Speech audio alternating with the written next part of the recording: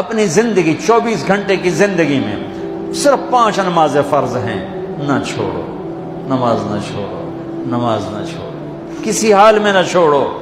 میرے نبی کے نواسے نے کربلا میں پڑھ کے تاریخ بنا دی قیامت تک کے لیے کہ کربلا جیسی شدت ہو تو بھی نماز نہیں چھوڑ سکتی۔ روزہ چھوٹ سکتا ہے، مسافر ہے، بیمار ہے، حج چھوٹ سکتا ہے، پیسہ کوئی نہیں، زکوٰۃ چھوٹ سکتی ہے، پیسہ کوئی نہیں، نماز نہیں چھوڑ سکتی۔